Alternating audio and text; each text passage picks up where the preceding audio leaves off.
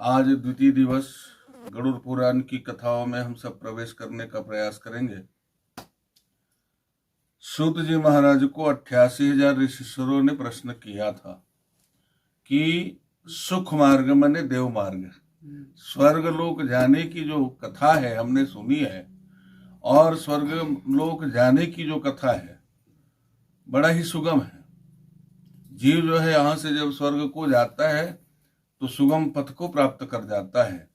लेकिन महाराज जो नरकगामी है वो कैसे जाते हैं, किस तरह से जाते हैं, कौन कौन से लोग जाते हैं, ये 88,000 ऋषिश्वरों ने सूत जी महाराज से पूछा था। और सूत जी महाराज जो है इसी बात को लेकर के ऋषियों से कहा, है ऋषियों, बोले जो बात तुम लोग मुझे पूछ रहे हो यही बात गरुड़ ने भगवान से पूछा था।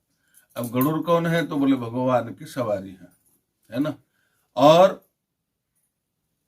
पुराणों के अंतर्गत अगर देखा जाए तो गरुड़ जो है 2 बार कथा सुने हैं। एक बार कथा सुने तो कागभूषुंडी जी के मुख से गरुड़ को मोह हुआ था। भगवान राघवेंद्र सरकार जब लंका में जाकर रावण से युद्ध किया तो राम जी को नागपाश से बांध दिया गया था, और नागपाश से जब बांधा गया तो सब त्राही त्राही हो गए। भगवान बंध गए हैं, नागपाश से बंधा हुआ है, छूट नहीं पाएगा, और इसको काटने की तरीका किसी के पास नहीं है। तब नाम ब्रह्मा आदि के द्वारा संदेश मिला कि सर्प को काटने के लिए, नागपाश को काटने के लिए केवल गरुड़ ही आ सकता है और नागपाश को काट सकता है, क्योंकि गरुड़ नागों को खाने वाले हैं। तो गरुड़ का आह्वान किए, गरुड़ जी आए। भगवान राघवेंद्र सरकार को जो नागपाश में बांधा गया था, गरुड़ जो है उनके नाग को जो बंधा हुआ था उनको काटे, और भगवान राम जो है नागपाश से स्वतंत्र हुआ। अभी तक बंधन में था। आध्यात्मिक दृष्टिकोण से अगर देखा जाए तो हम सब भी बंधन में बंधे हुए हैं। जैसे राघवेंद्र सरकार बंधे हुए थे वैसे ही हम सब भी बंधे हुए हैं। नागपाश माने नाग क्या है? बोले सर्प है, और शास्त्र में सर्प को काल का स्वरूप माना गया है। सर्प कौन है? तो बोले काल है। आज भी हम उसको मानते हैं। सर्प को देखते ही तो डर जाते, डस न देवे मर न जाए। अर्थात सर्प क्या है? बोले काल का स्वरूप है, और हम सब काल के बंधन में बंधे हुए हैं। मोर हाथ में एक घड़ी है, ये घड़ी लम्बे बांधे हो कि ये घड़ी हाथ ला बांधे है?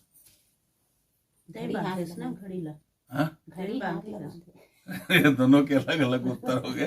चलो ठीक है, घड़ी लग में बांधे हो इसे कहा तो, लेकिन अभी देखा जाए तो घड़ी जो है हाथ को बांध कर रखे है ना। घड़ी माने समय, और समय जो है हाथ को बांध कर रखा हुआ है। ठीक इसी प्रकार से हम सब भी समय के बंधन में बंधे हुए हैं, है ना। घड़ी माने समय, समय के बंधन, काल माने समय, समय के बंधन पर। अब काल 2 प्रकार के हैं, काल माने समय और काल माने मृत्यु।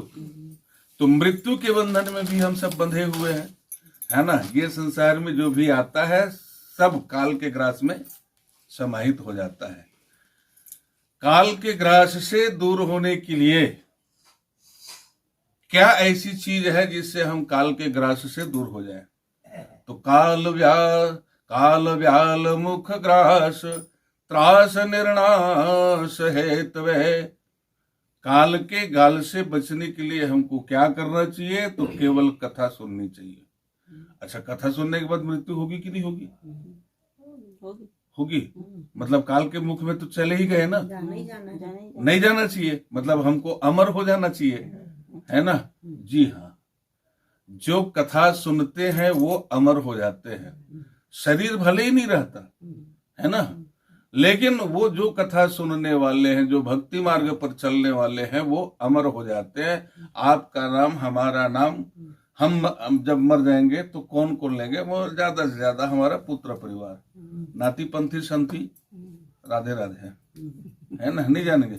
लेकिन मेरा भाई सूरदास जी, कबीरदास जी, सुखदेव जी, हनुमंत लाल जी, विभीषण जी, अश्वत्थामा, बलिर व्यासो, हनुमान से विभूषण, है ना, कृपा परशुरामश्च सप्तैते चिरजीवनः, ये तथाष्टकम मार्कंडे।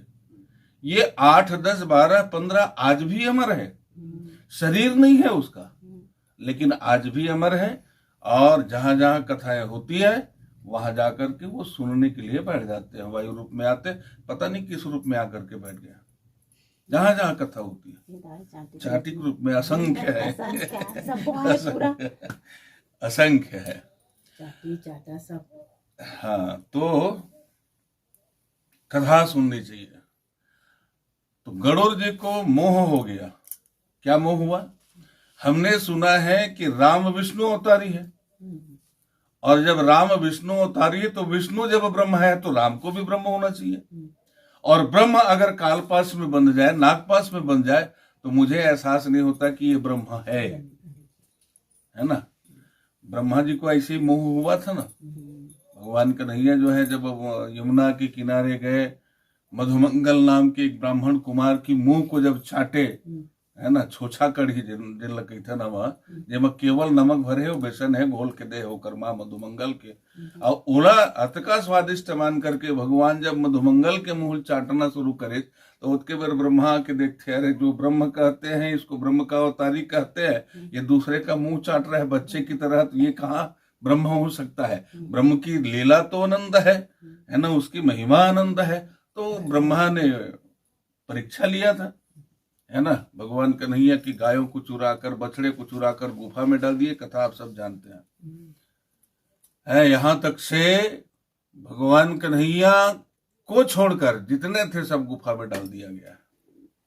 तब भगवान कन्हैया ने क्या किया? बोले अपनी माया से जितने गायें थी, जितने बछड़े थे, जितने सखा थे, फिर से प्रकट किया और वापिस आए, घर में आ गए, सब आनंद से रहने लग गए। कुछ काल बीता कि ब्रह्मा ने आकर देखा कि इनकी गाय तो मैं चुरा कर ले गया हूँ, बछड़ा चुरा कर ले गया हूँ, तो शायद अब क्या कर रहे हैं? अगर वास्तव में ब्रह्म होगा तो उनको कोई पछतावा नहीं होगा। और जा करके देखा तो वही गाय, वही बछड़े, वही सखा, गुफा में भी वही, और भगवान कन्हैया के पास भी वही। तब ब्रह्मा का मोह भंग हुआ, और भगवान कृष्ण के सामने जो छोटा रूप में था, 7 साल के थे, है ना, उनके सामने दंडवत हुआ। ठीक यही मोह जो है गरुड़ को हुआ था त्रेता युग में। गरुड़ ने मन में विचार किया कि जो ब्रह्म है, ब्रह्म को सर्प बांध करके रखे हैं, और उसको छुड़ाने वाला मैं, तो उससे बड़ा मैं होता है ऐसा, है ना। ककरो कहीं कुछ हम फंसे थे, वो ताकतवर तो है, लेकिन कभी कभी समय के बंधन में बंध कर निर्बल हो जाता है, और उसका काम आप कर दोगे तो फलाना काम लत में करे रहो, ढेकाना गलत कर रहे हो, ये मोह है ना। और ऐसा मोह जब जागृत हो जाए, तब इनके अंदर, गरुड़ के अंदर मोह पैदा हुआ कि वो राम शायद मुझे नहीं लगता कि वो ब्रह्मा है, दशरथ का पुत्र हो सकता है, ऐसा उसके मन में मोह हुआ। और तब इनकी मोह को छुड़ाने के लिए सबने गरुड़ जी को कागभुसुंड जी के पास नीलगिरी पर्वत पर भेजे, और फिर कागभुसुंड जी महाराज जो है गरुड़ को राम जी की वास्तविक कथा, चरित्र, लीला आदि सब सुनाया। कथा ही है, चरित्र अलग है, लीला अलग है। जब सबको सुनाया तो गरुड़ जी का मोह जो है भंग हो गया। तो एक बार वहां गरुड़ जी ने कथा सुनी त्रेता युग में, और दूसरा ये कौन सा युग का है मुझे मालूम नहीं, गरुड़ पुराण है ना, लेकिन यहां भी मोह होता है गरुड़ को, और भगवान से अनेकानेक प्रश्न करते हैं, और वो प्रश्न है केवल नरक मार्ग का। तो कल की कथा में हमने चर्चा की थी कि जो सत्संग से परान्मुख है, जो सत्संगी नहीं है ना, संतों का संग नहीं करते, दया तो करते हैं लेकिन दया में अभिमान करते हैं, ऐसे लोग जो है नरक में जाते हैं। भगवान और सुना रहे हैं उनको। जीव जो है जन्म धारण करता है, जन्म धारण करने के बाद बालकपन में खेल जवाए, जवानी करे मनमानी, ऐस बुढ़ापा कन्हैया न हो गया, सूरता ऐस सब करनी। जवानी में हम का करत हन, का नहीं करत हन, कोनो ध्यान नहीं रहे, और जब बुढ़ापा आथे ना, है ना, कन्हैया झुक जाते, पुत्र परिवार जब दूर दूर दूर दूर करते, मैं तोर बर ऐसे करे रे, वैसे करे रे, ऐसे रहो रे, वैसे रहो रे, आज मैं पराधीन हो गए रे, सुरता इस सब करनी। सब जत का भी हम जो कर्म किए हैं वो सब याद आता है, और ठीक उसी समय में आधि और व्याधि नाम की पीड़ा जो है हमें सताने लगते हैं। आधि व्याधि मतलब मानसिक पीड़ा, व्याधि माने मानसिक, और आधि माने शारीरिक। दोनों पीड़ा। और जब दोनों पीड़ा सताए, है ना, तो उसी समय उनको सर्प के समान काल जो है अचानक आता है और उनको प्राप्त कर जाता है। अंत काल में भी उसे वैराग्य उत्पन्न नहीं होता, स्वयं समझ जाता है कि मैं मरने के कगार पे हूँ। ये तो सूचना देते हैं ना भगवान, पहले से डायरेक्ट कोनो नहीं ले गए। अब वो बात ये है कि जैसे डायरेक्ट एक्सीडेंट में आदि यदि मर जाते, बोला डायरेक्ट ही थे, वास्तव में डायरेक्ट नहीं है, ओकर बहुत बड़े आध्यात्मिक चिंतन है। एक बार हम 5 व्यक्ति बैठे रहे, एक जन री से खान साहब जी मौलवी, एक जन मैं, एक जन कबीरहा, एक जन ब्रह्म कुमारी वाले, है ना, और एक जन आसाराम बापू की शिष्य से। अपन 5 व्यक्ति बैठे रहे, तो यही चर्चा चली इसकी, अचानक एक्सीडेंट में खत्म होते, है ना, और एक जन खटिया में अवर दिल रह के खत्म होते। तो काकर मरण अच्छा है, आपके विचार में करत था? खटिया में 6 महीना सुते हो, है ना, और 6 महीना सुते के बाद वो खत्म होत हवे, और एक जन अचानक वो खत्म होता है। हमारे मन के तो विचार में अचानक के वाले ठीक है भैया क्यों मरी ते कर ले तो ठीक है ना। लेकिन वहां एक निर्णय निकलेगी इसका बर की, अब वो 5 जन रहे, लेकिन 5 जन हवे ना सब धर्मशास्त्र से जुड़े हुए, तो वहां एक निर्णय निकलेगी कि अचानक नहीं मरना चाहिए, है ना। जैसे सर पर रोड में जब रहे थे और अचानक गिद्ध कहूँ देख डरी सोला, टप ले उठाते हो ले जाते हो, ओकर भोजन ग्रास हो जाते हो। वैसे ही कभी कभी हमू मन रोड राड में चलत रहते यानी आज, है ना भाई, और वो अचानक उसकी मृत्यु हो जाती है, यानी यम के दूत उसको उठाकर तुरंत ले जाते हैं। फिर वहां जाकर के पुण्य कर्म और पाप कर्म को भोगते हैं। और यहाँ जो 6 महीने तक, साल भर तक खाट में रह करके अनेकानेक दुख प्राप्त करके देह का त्याग करता है, माने वो सारे पापों को यही भोग लेता, उसके बाद जाता है। तब सबो पाप लगी है भोग डरी, सब वहां जात हवे, तो वहां स्वर्ग में जाही कि नरक में? तो स्वर्ग में जाही ना। ठीक है ना। तो यहाँ मरना ठीक है, भोग के मरना कि अचानक? अब पता नहीं, ठीक है ना। तो ये वहां एक सूत्र निकला हुआ था, है ना, वो सूत्र के आधार पे यहाँ भोग कर ही जाओ। ठीक है, पुत्र परिवार आदि आदि सब कटा देते, वो अलग चीज हुआ, लेकिन परिवार वालों के लिए भी एक शुभ अवसर मिलता है। वो कौन सा अवसर? सेवा करने का, है ना। और सेवा एक ऐसा है सबसे कठिन, सबसे कठिन, हाँ सबसे कठिन, सबसे कठिन धर्म। यहू एक धर्म में आते, जैसे परहित शरीर से धर्म नहीं भाई, है ना, सत्य न दूसर धर्म समाना। नफरत करे थे महाराज, हाँ नहीं नफरत हमन कर लेते नस कटा जाता है ना। लेकिन बहुत अच्छा चीज तो ये है कि हमला सेवा करे के अवसर मिलत है। वो जिन परिस्थिति में है वो कर मतलब वो जाने, लेकिन हमला जब अवसर मिलत हवे तो हमला सेवा में तत्पर होना चाहिए, लेकिन हमन सेवा नहीं कर पान, बिल्कुल नहीं कर पान। तो एक प्रकार से पुण्य के भागी भी बनाते हो, खटियम हेते न पुण्य के भागी, लेकिन हमन पुण्य के भागी नहीं हो सका न, बल्कि दूर दूर दूर दूर ज्यादा हो जाते ना, जल्दी मर जाते सो ये वो बोल रहा था ना मन, अब बड़ कष्ट पाते जल्दी मर जाती। अरे भाई ठीक है, उनकी मृत्यु जब आएगी तब, है ना, लेकिन आपको जो सेवा का अवसर मिल रहा है उस सेवा को आपको निभाना चाहिए, हम सबको निभाना चाहिए। तो यहाँ पर वही बात को बतलाते हैं, अंत काल में भी जैसे कि यहाँ पर, है ना, 2 महीना 4 महीना 1 महीना तक हम खाट में रहे और हमें ये बीमारी आ गई, तो हमको समझ में आ जाना चाहिए कि अब हम मरने वाले हैं, माने मरण के कागार पे हैं। तब हमको उस समय क्या करना चाहिए? बोले वैराग्य। अब नहीं है ये संसार मेरा, ये पुत्र परिवार मेरा नहीं है, क्योंकि अब मृत्यु के गाल में मैं जाऊंगा, मृत्यु के गाल पे समाहित हो जाऊंगा, और ये सब छुड़ाने वाले, है ना, कौन छुड़ा सकता है मृत्यु से? कोई नहीं छुड़ा सकते, है ना भाई। हाँ, भगवान भी अपने माता पिता को मृत्यु के गाल से नहीं छुड़ाया है, तो हम और आपकी क्या सामर्थ्य है कि हम मृत्यु के गाल से छुड़ाएं?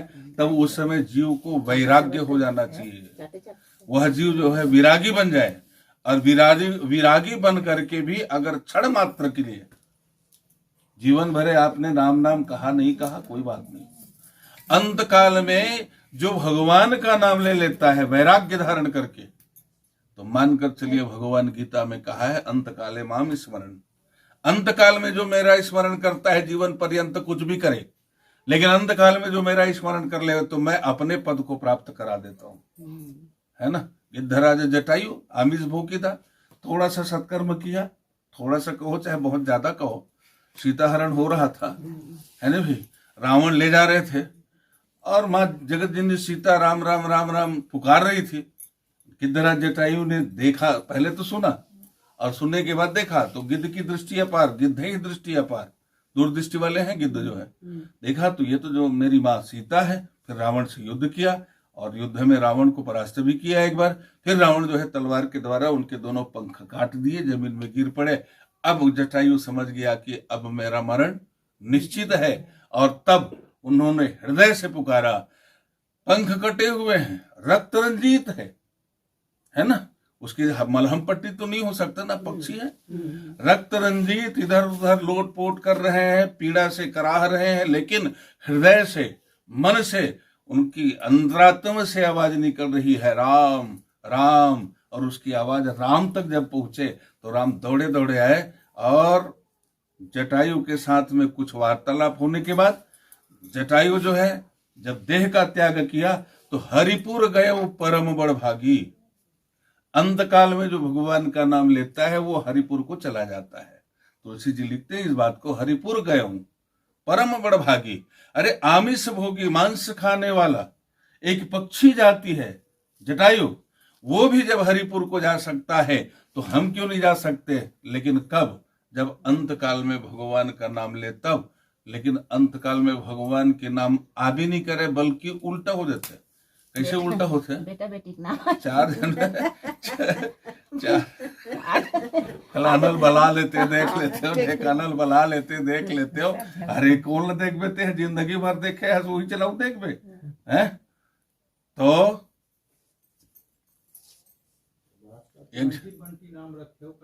आओ गए थोड़ बहुत रही साहब है ना, बने बने कृष्णा बंसी रही साहब है तेना उमन तो तरी गए कम से कम बेटच के नाम लेके, है ना। अजामिल की तरह चाहे वो होश में कहे चाहे बेहोश में कहे तर गए, लेकिन हम तो तर भी नहीं करे। आजकल सब बेहोश हो मरते महाराज, तुम बोल नहीं सके, वो नहीं बोलेगा, अनकॉन्शियस हो जाते हैं। नहीं तो उसके होकर पहले तो कुछ तो हमारे भान हो जाते भैया, बीमारी आगे में खटियम हो गया, बोलिए ये बीमारी आगे। हाँ तो मरणाश्रम में जो हो गए ना बेहोश हो जाए तो का बोली, तो वो लोग भगवान के नाम लेना है। मरने वाला ला पता चल जाते, मोर दादाजी ला पता चल गए रिसे कि मैं जाने वाला रहा हूँ, खुद मोल बताया रिसे हॉस्पिटल में। बहुत आदमी ला पूर्वानुमान हो जाता, वो तो हो बहुत आदमी हो जाता। बाबा बोला कि जब बंसी गीता सुना रहे ऐसे कि 10 मिनट बाद मर गयो। ओकरे गोदी में खत्म मासी तो चिल्लाई से हमार घर हमार सब कुछ सही अब ओकरे गोदी में खत्म होती हो बेरीस है। तो पूर्वानुमान कई जन ला हो जाते है ना। वो अनुजरा मंडल ला भी हुई रिसे, है ना। वो सीधा बोल दी तीजा बिहान दिन जल्दी जल्दी नहाओ खवाओ, आओ मैं 10 बजे जाऊँ हल मोर तैयारी कर हो तीजा। हाँ पूरा एकदम स्पष्ट तीजा तिहार के मतलब तीजा बिहान दिन फरार, है ना। जल्दी तुम फरार पानी करो, जल्दी नहा रहो, मैं 10 बजे जाऊँ की। अब ये अपने मन में ऊपर नहीं जाऊं ऐसे की बढ़ावे। हाँ बताइए। अच्छा हाँ पता नहीं का दिखे थे वो समय के स्थिति ऊपर अलग अलग होते, कई जन ला पूर्वानुमान हो जाते कि मैं अब जाने वाला हूँ। ऐसे है वो माँ पाप और पुण्य की बात नहीं है। अच्छा घर में आए के बाद भी ना मैं नहीं जाऊं ऐसे ये वाला जो दिखत रही सोली का पता ऊपर भी बुलाते दो दिन तो रुके ऊपर में नहीं तो दिखते ना कई जन दिखते, अनुमान हो जाते कई जन दिखते कोई चीज है वायु के रूप में। नहीं जाओ मैं है ऐसा का है। दादी हमारी यहाँ बहनी के ससुर है ना, जब खत्म होना रही 16 तो वो है मतलब बहुत कृष्ण प्रेमी रही से, और हारमोनियम बजाए तो कृष्ण के एक से एक भजन गाया हो। और जब बोला मरना रही ना 2 दिन के पहले की सो अपन भाई जिला भाई जी मोर कोठार में बड़कन गाहे धेनु कबरी वो ते कन्हैया हा बांसुरी बजावत हवे, अब मोला बलात हवे आन रे बांसुरी हारमोनियम बजाबे की के। तो मैं अभी कुछ दिन रुकत हूँ कि कहत हूँ लेकिन मैं जल्दी जाऊँ भाई जी। हाँ वो मोल बुलाते हैं, मोल 2 दिन की तहन चले गए। तो कोनो से हो जाते पूर्वानुमान, हर कोई व्यक्ति नहीं हो पाए, और कुछ हमला आभास करना चाहिए। अब अंत काल में भगवान के नाम नहीं है, बिल्कुल सत्य बात की भैया, लेकिन ऑटोमेटिक आना पड़ते, वो आना पड़ते काबर, है ना। बार बार हमारे संत मन की ही साहित्य कहते हैं कि भगवान का नाम लेते रहो, खाते पीते सोते जागते उठते, तो ये क्या है, आपका अभ्यास है। रट जाता। हाँ, है ना, रटत रटत करत करत अभ्यास को जड़मती हो सुजान, है ना। रूटीन में जब लाओगे, नाम जपते रहो, नाम जपते रहो, नाम जपते रहो। एक 3 सिद्धांत बनते शास्त्र में, एक वाणी के द्वारा नाम जपन करना, राम राम राम राम राम राम राम राम। जब वाणी सिद्ध हो जाए तो यहाँ से वाणी से आवाज निकलना बंद, फिर कंठ के द्वारा होते, वाणी की आवाज बंद हो जाते, कंठ में अपने अपन भगवान के नाम आवत रहते, और कंठ में जब कंठ भी सिद्ध हो जाए तो हृदय में मन के द्वारा वो अपने आप राम नाम गुंजन होते रह जाता है। तो संत मन है या गीता भागवत रामायण में जो राम नाम कीर्तन कराते हैं, वो काबर कराती है, आपका अभ्यास है ना। ये अभ्यास करते रहो, और ये अभ्यास करते करते करते करते एक दिन ऐसा होगा कि वो स्वतः सिद्ध हो जाएगा, आपको करने की आवश्यकता नहीं, और अपने आप होता रहेगा। और जिसके अंदर में अपने आप जहां नाम कीर्तन हुआ, तो मानकर चलिए वो मुक्त को ही प्राप्त करेंगे, जीवन में वैराग्य धारण कर लेंगे। लेकिन हम साधारण व्यक्ति जो इन कामों को नहीं करते, अवहेलना कर देते हैं, एक प्रकार से कहा जाता है। कीर्तन करावे ना तो अंगाका रोटी ठोकते, इसे कीर्तन करावे था अंगाका रोटी ठोकत है, और एक कनिक कहूँ भजन गा देश, मतलब एकदम माने नचौड़ी पारला ना, है ना। खास अगर आंधे टूरी लोहा के कढ़ाई में, तो खड़ा होके नाचना शुरू कर देते हैं। ये अनर्थ है थोड़ा, खैर वो बात की बात है। लेकिन हमको एक अभ्यास करते रहना चाहिए। कृष्ण गोविंद गोपाल गाते चलो, राम की धुन मन में लगाते चलो। देखना इंद्रियों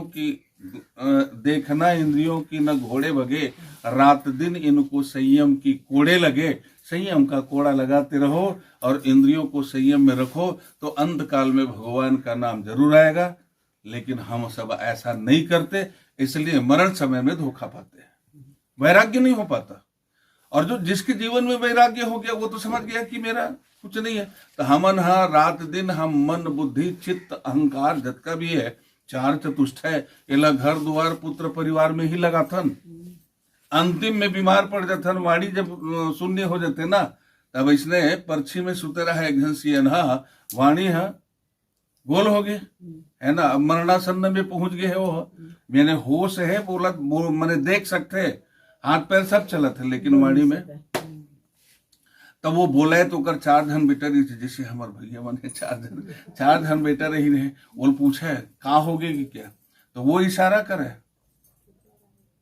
काला इशारा करते, समझ में नहीं आए काहे कुछ होता, इशारा करते कुछ होगा। पहले जमाना में गड़िया सिस्टम रहे, ये कहीं गड़िया है का ऐसे के, है ना। वो चारों भाई सुनता हो गए, चारों भाई सुनता हो गए, डॉक्टर ला बता कि डॉक्टर ने ऐसे इंजेक्शन लगा कि 2 मिनट भर तो बोलता है ऐसे। डॉक्टर भी दवा गर्मी की इंजेक्शन लगी 2 मिनट में, तब बेटा बहु मन खटिए तीर में एकदम, है ना। हाँ जल्दी निकाल, बिल्कुल खटिए तीर में है। अब जहाँ इंजेक्शन ठोकई तहन बोल पापा ऐसी की सब है, अरे तुमन तीर में हो रहे हो, तिबाहरील खावत है बचो मारे। ओकर बेटा मन के थे करम खा गया, मत पैसा खा लो सिराग। यानी मन कहाँ आपका है, ये जरा बताओ, हमारा मन कहाँ है। मरते समय में हम खाट पे चले गए हैं, लेकिन हमारा मन ठूठी बाहरी में है, वो बछरू खाते हम देखा था, है ना। ये सबकी है, ये कहानी के दृष्टांत के रूप में है, लेकिन हमारी आपकी सबकी है। अंत समय में कई जन लोग कहबे, हम जैसे गीता सुनाए बर जाता ना, तो कई जन लोग कहबे, घरे वाले के थे, चावल फूल धरे रहेगा, कुछ दान दक्षिणा कर दे, महाराज आए गीता वीता सुनात हवे, कुछ दे दे, भाषा भूचरा दान कर ले। मोर जगह कहीं नहीं है महाराज, में काला दो होगा, वही मन कही दी तो मैं पालू हूँ। जीवन पर्यंत अतेक अतेक घर द्वार कमाए, है ना, अतेक अतेक सब कुछ रखे, आज मरते समय में तेरा कुछ नहीं है। जीते जी तुम ये मेरा ये मेरा ये मेरा वो मेरा, सब कुछ मेरा ही मेरा, लेकिन अंत काल में कुछ नहीं है। अरे कुछ नहीं है तो ठीक, दान पुण्य मत करो, भगवान के नाम ले लेगा, ये सांसारिक चीज नहीं है तो अच्छी बात है, और रहे गला मत। अगर ये सांसारिक चीज अगर मन में बसे हुए है ना, तो वही हमरा फिर बंधन में बांध के यहाँ वापिस ले आते हैं सांसारिक चीज। भागवत में एक तो दृष्टांत है प्रचेता के, प्राचीन बरही के। मरते समय जो जीव जिस चीज का अनुकरण करता है, याद करता है, उसको उसी योनि में जाना पड़ता है। ऊपर बहुत सुंदर कथा है, बहुत लंबा चौड़ा है। तो पुरंजन नाम के राजा रही साहब है, मरत समय में अपन पत्नी की याद करी, सो बोल तो नहीं सकिस, लेकिन अपन पत्नी की याद करी तो बोला दूसरा जन्म में नारी के रूप में जन्म लेना पड़िस ना। पत्नी की याद करिस, पत्नी को ने नारी है तो नारी के रूप में बोला जन्म लेना पड़िस। तो अंत काल में एगर स्थिति अंत काल में वैराग्य धारण करके अरे कुछ नहीं देना है तो मत दो, ये दान पुण्य नहीं करना है मत करो, लेकिन कम से कम भगवान का तो नाम ले लो। तब कही था ना हो गीता, गीता सुन रहेगा, हाँ तले भगवान के नाम लेवे अब आए। हाँ भगवान के नाम आथेगा महाराज, नहीं आवेगा भुला जाता हूं, जिंदगी भर तो याद नहीं करे तो अब का याद आई। अब वैराग्य उत्पन्न नहीं होता है। उसके बाद फिर जिसका उसने पालन किया था वे पुत्र आदि उसका पालन करने लगते हैं। ऐसी अवस्था में उसे नेत्र से दिखता नहीं, कान से सुनाई नहीं देता, दांत गिर जाते हैं, अतः ऐसी अवस्था को प्राप्त हो मरणोन्मुख होते हैं। अपमानित तो होकर पुत्र आदि के द्वारा दिए गए भोजन को कुत्ते की तरह खाता है। आजवर कह रहे हो ना, है ना। रोग युक्त हो जाता है, भोजन जो करता है वह पचता भी नहीं, अल्पाहारी हो जाता है एवं चलने की भी शक्ति कम हो जाती है। प्राणवायु निकलते समय आंख उल्टी हो जाती है। दिल हमन की थन चंदर, हमारे छत्तीसगढ़ी भाषा में है ना, एक टक हो जाना है ना, दिल की थन चंदर। कब से अधिक होने से नाड़ी सब बंद सी हो जाती है। खांसी और श्वास के समय परिश्रम से कंठ में घुरघुर शब्द होने लगते हैं। कफ हमारे भर जाते, घुरघुराते, और कफ फेंका गए तो ठीक नहीं फेंकता है ना। ये तीसरी उसकी चिंता से बंधुगण चारों ओर उपस्थित होते हैं। उनके मध्य में सोया हुआ व्यक्ति काल पास के वशीभूत होने से बोल भी नहीं पाता। यावत जीवन पर्यंत कुटुंब के भरण पोषण में आसक्त चित्त और अजित इंद्रिय ऐसा पुरुष मरण समय की वेदना से मूर्छित हो बंधुजन के रुदन करते मृत्यु को प्राप्त हो जाता है। मरते न तब अब्बड़ पीरा होते, अब्बड़ कितना पीरा होते आगे बताइए और पढ़ू मैं।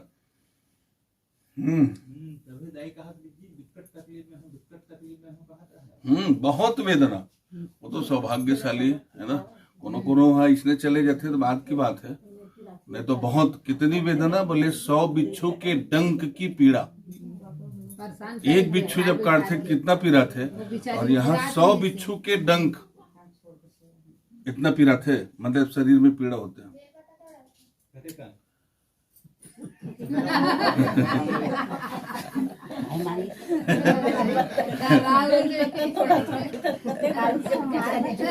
काली काली उपवास रही है, वापस उठ रही हो।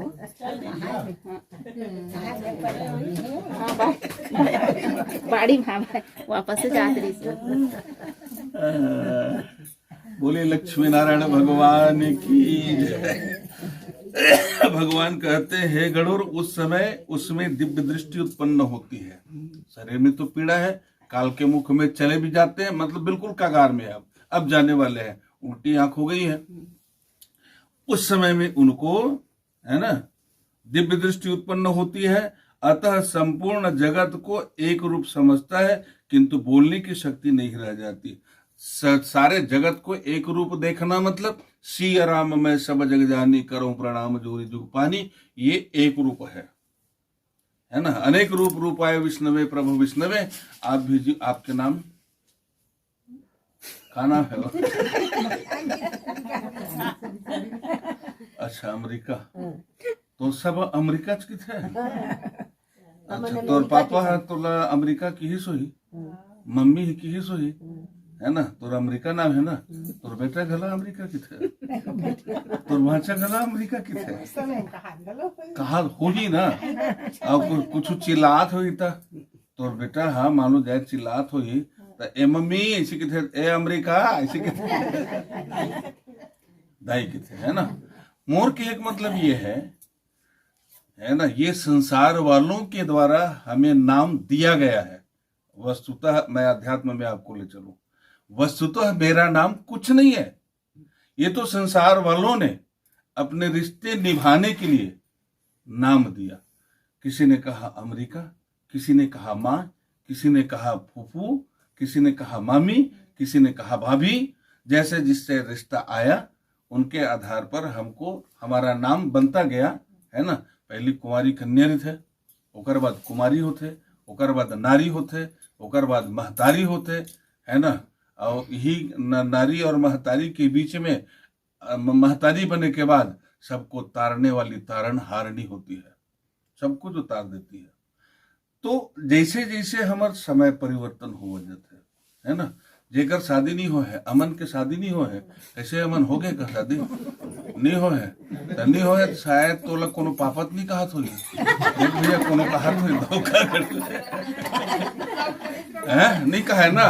हाँ, ये कुछ हम कहूँ कहत सुन रहे हो ना, गड़बड़ हो जाएगी, ठीक है ना। मैंने जैसे जैसे हमारा समय आता है ना, हम भाई बनते हैं, हम पुत्र बनते हैं, हम पति बनते हैं, हम दादा बनते हैं, समय अनुसार होते जाता है। ये शरीर बनता है, मैं नहीं बनता, मैं नहीं, मैं मैंने आत्मा, आत्मा का कोई नाम है जीव, है ना। जीव का कोई नाम ही नहीं है, मैं आत्मा का कोई नाम नहीं है। आत्मा निर्लेप है, जीव निर्लेप है। वो तो एक बंधन सा दिखाई देता है वस्तुतः न तो जीव, क्योंकि जीव कौन है बोले साक्षात शिव है। ईश्वर अंश जीव अविनाशी, ईश्वर के अंश हैं हम सब, लेकिन अनेक अनेक रूप में हम सब दिखाई दे रहे हैं। आपके नाम नहीं, ऐसे मत गलत मत समझ, मतलब मोहर उसने की तो मोरो सबके उसने हमें, है ना। तो ये यहाँ आप वास्तव में ये शरीर के नाम अमेरिका है। ये शरीर लग कोनो भौजी की हिस, कोनो महतारी की हिस, कोनो मामी की हिस, आदि आदि, है ना। लेकिन यहाँ जिन बैठे हैं जेकर माध्यम से हम जिंदा है ना, वो यहाँ से निकल जाए तो हम जिंदा रिबो का नहीं रहन। तो जेकर माध्यम से हम जीवित हन वह कौन हरे बोले निर्लेप। जीव कौन है बोले साक्षात शिव है। आकाशात पतितम तोयम यथा गच्छति सागर। आकाश से जत का बूंद गिरते वो कहाँ जाते अंत में समुद्र में जाकर के समाहित हो जाते है ना भाई। आकाश से गिरने के बाद धरती, धरती से नाली, नाली से नरवा, नरवा से नदिया, नदिया से सागर, है ना। वो बूंद जे रहवे आकाश से गिरे के बाद अंत में होकर स्थान सागर में है। अरे वहां तक नहीं पहुंच पाए तो सूर्य के प्रकाश से तब के, है ना, तब के वो आकाश मार्ग में चल दिस। जिसे वो पानी आकाश से गिरिस, पानी बूंद और ज्यादा ज्यादा वो खेत में गिस। और जब खेत में जाही तो कुछ तो धरती सोख लेते और कुछ जेन हवे सूर्य के ताप से ऊपर चले जाते, है ना, वाष्पीकरण होकर के। और जब ऊपर जाते तो वो धीरे धीरे धीरे धीरे बादल बनते। बादल बनने के बाद फिर धरती माथे स्थान बदलत बदलत बदलत बदलत एक दिन ऐसे अवसर आ जाते कि वो समुद्र के ऊपर में ही बादल बन करके वहीं से पानी गिरना शुरू हो जाता है और अंत में वो समुद्र में समाहित हो जाता है। तो हम कौन है तो बोले जीव है। हम कौन है तो बोले आत्मा है। आत्मा ही परमात्मा है, जीव ही शिव है। तो शरीर का नाम है ना, ये गोविंद नाम है, काका नाम है, भैया नाम है, पापा नाम है, ये शरीर के नाम है। जब तक ये अंदर में बसे हुए जीवात्मा है ना, तब तक एक रिश्ता नाता है। और यहाँ से जहां निकल जाते तहन कोई रिश्ता कहाँ रिश्ता है। अंत में जल्दी जल्दी ले चलो और इनका अंतिम संस्कार कर दो, बस इतना ही होता है ना। तो रिश्ता के माध्यम से हम लोग यहाँ कहते हैं। और ये है, इसी बात को हमें अभी मन में सोचना है। क्या सोचना है, ये कहाँ है, कहाँ मेरा रिश्ता है, कहाँ मेरा नाता है ना। लोग अपने स्वार्थ के लिए मुझे पुकारते हैं। बच्चा अगर मुझे पुकार रहा है पापा, वो अपने स्वार्थ के लिए। पत्नी पुकारती है ना, पतिदेव। अब पतिदेव नहीं कहा है, अब तो डायरेक्ट है। मैंने पूछो कहा के देख लो, कृष्ण बंशी की दी। अभी तक नहीं हुआ, आने वाला औलाद मन के कैसे हुआ? हो जाए, हो गए हैं अभी तक 10 जगह हो गए हैं, अभी नहीं हो गए। यानी हमन जन देहात में है ना, वो नहीं है, कुछ मर्यादा हमारे आने वाला औलाद मन के वही हो गए। हाँ, पूरा पूरा पूरा मोरे उम्र के हैगा। रायपुर इसलिए कथा चलत रही सब नाथगांव में, यूपी पंडित हरे हो तो मैंने एक मर्यादा, ज्येष्ठ पुत्र का नाम बार बार नहीं लेना चाहिए, है ना। बोलते हैं वो। पत्नी का नाम बार बार नहीं लेना चाहिए। पत्नी है तो पति का नाम ले भी नहीं करे, लेकिन पत्नी माने पति भी पत्नी का नाम बार बार नहीं लेना चाहिए, है ना। जैसे मोर पत्नी का नाम गंगा है, ए गंगा 24 घंटा गंगा गंगा कहूँ तो ओकर आयु घट जाए, है ना। बार बार नाम लेने से गुरुदेव का, है ना, और वृद्ध जनों का, सम्माननीय व्यक्ति का बार बार नाम नहीं लेना चाहिए, ठीक है ना। और यही बात लग के, हाँ, और कहे के बाद और पूछ पड़े मैं, हाँ तिवारी जी, हाँ पंडित जी, ये आपकी धर्म पत्नी है? हाँ पंडित जी। आपका नाम क्या है? वो बताइए, सपन नाम लोग का धर्म पत्नी है। तो क्या आप अपने पति का नाम ले सकती हैं? हाँ पंडित जी, लेने में क्या है कि सुशील तिवारी मेरे पति का नाम है, तीर में बैठे है, भागवत सुना था मैं, और कहीं गलत रहे हो तो कहो तत्के में तो एक कहीं चपक ले रही थे, है ना। ओ फट ले कहा, पंडित जी सुशील तिवारी इसका नाम है, ले लेते रहा माता मुलाकात करना है, मोर काम कथा कहेगा। आज बात अलग है, परिवर्तनशील है, लेकिन शास्त्र सम्मत है। शास्त्र सम्मत बातों को हमें ध्यान में रखना चाहिए, है ना। नींद और फिर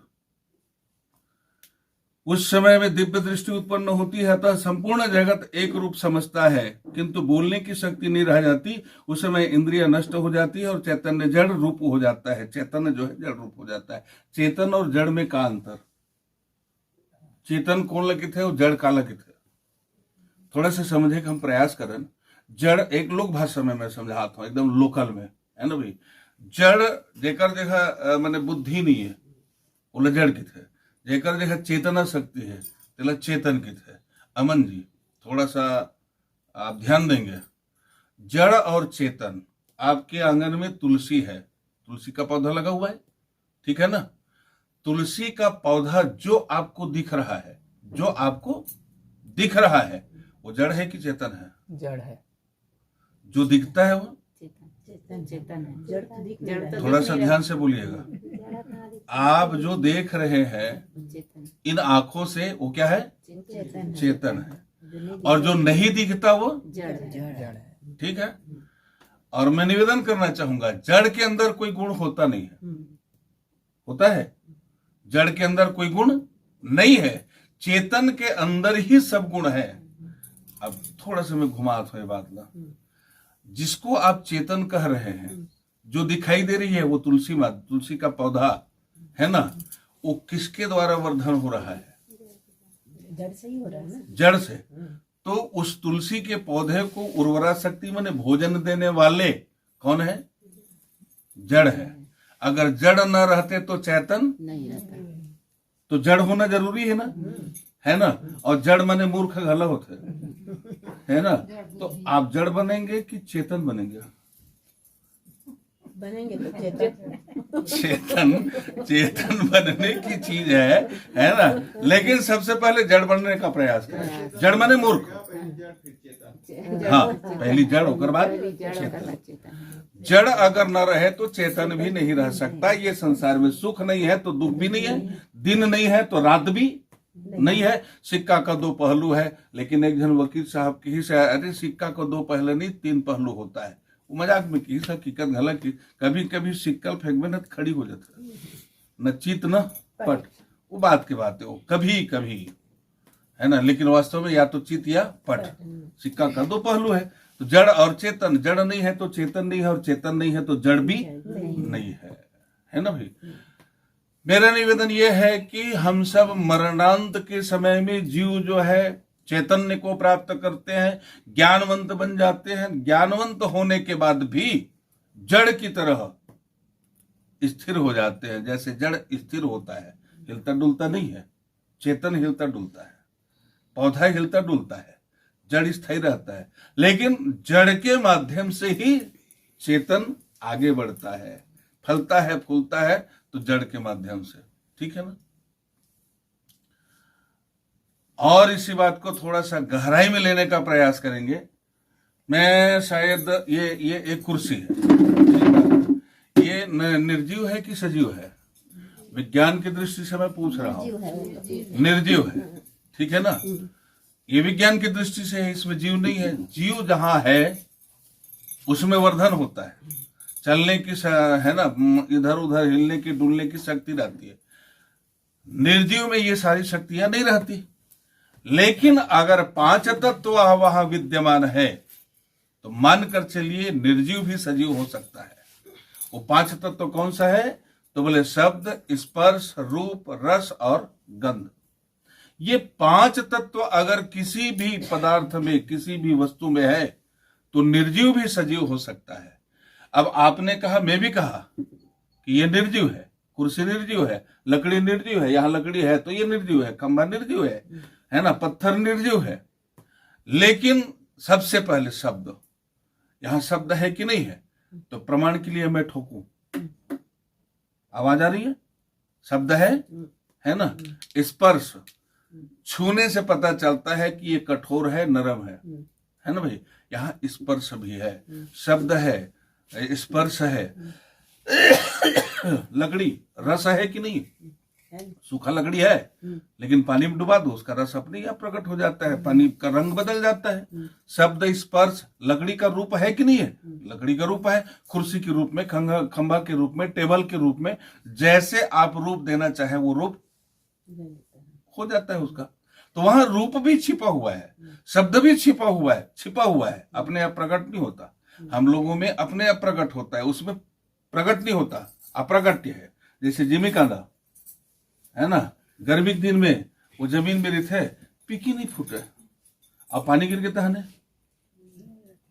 प्रकट हो जाते हो, है ना। बोला प्रकट करे की जरूरत नहीं है, पानी गिर के तहन वो प्रकट हो जाते। जिमी कांदा जैसे धरती के अंदर छिपे हुए है, उसने लकड़ी के अंदर में 5 तत्व छिपे हुए है। जैसे ही जिमी कांदा के ऊपर में जब पानी के बौछार होते तो जिमी कांदा जो है प्रकट हो जाते, माने एक कर्म के द्वारा जिमी कंद जो है प्रकट हो जाता है। वैसे लकड़ी में भी कर्म के द्वारा शब्द, स्पर्श, रूप, रस और गंध।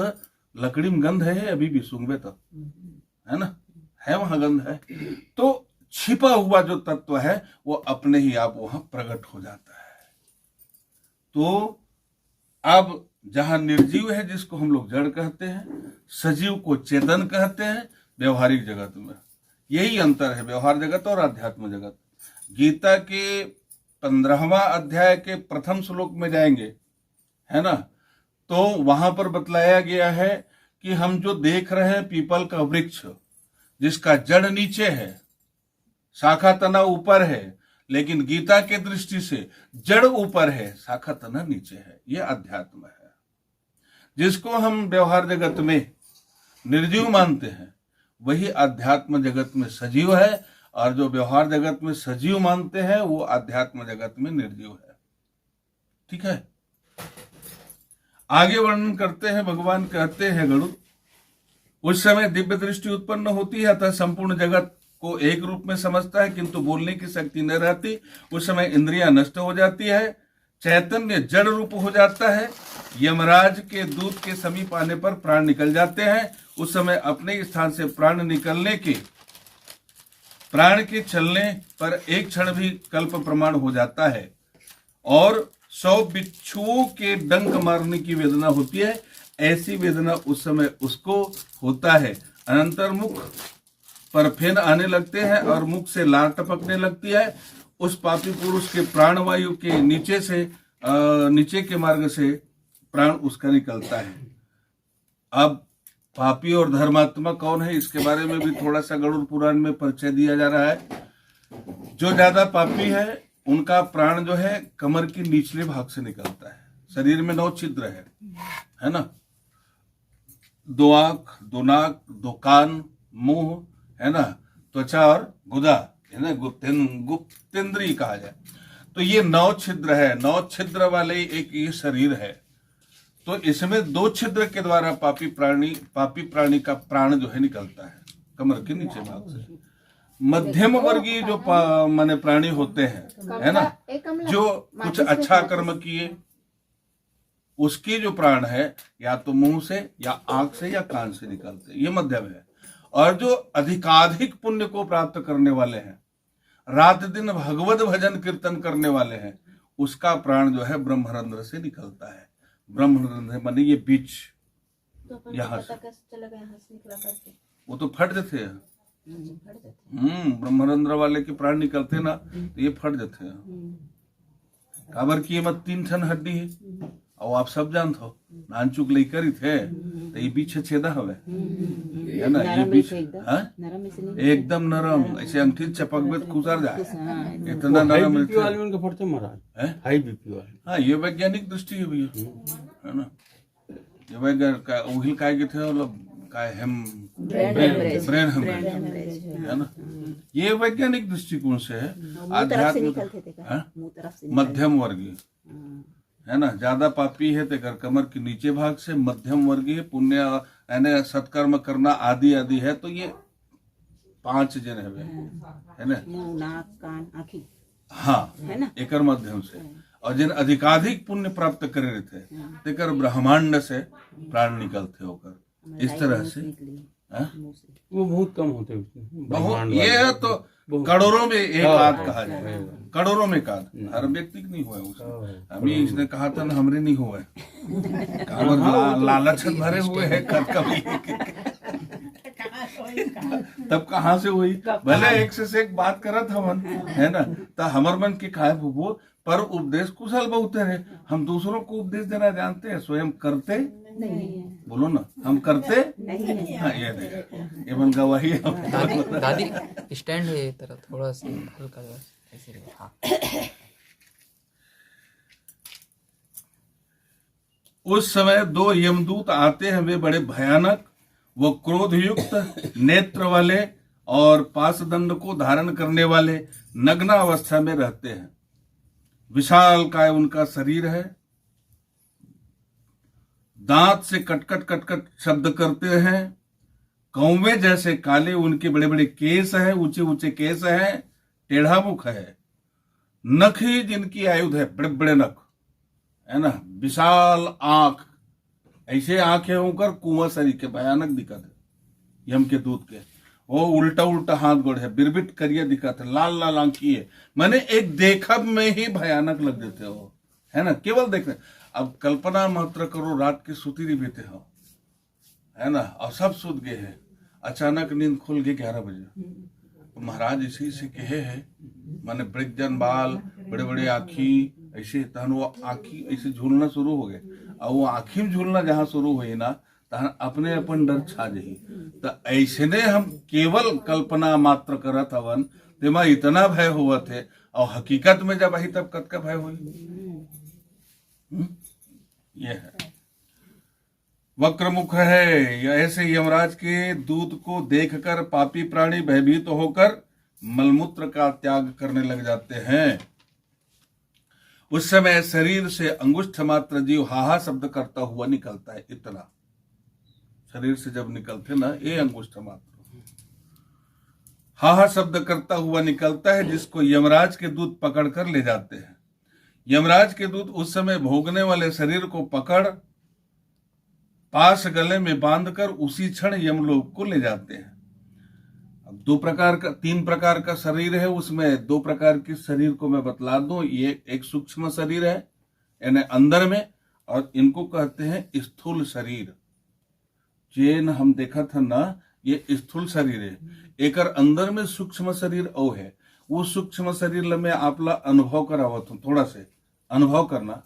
आप यही मेरे पीछे पीछे आखिल बंद कर दो, आखिल बंद करे के बाद खामिन में नहीं ते दुरुक चल दे, तोर कमरा दिखत है, भगवान के दिया जला डरे, दिया जला के आग अलग है, एक ठन शरीर वहां तोर पहुंचे हुए, वो शरीर के द्वारा पहुंच गए हैं, ठीक है ना, शरीर है वहां।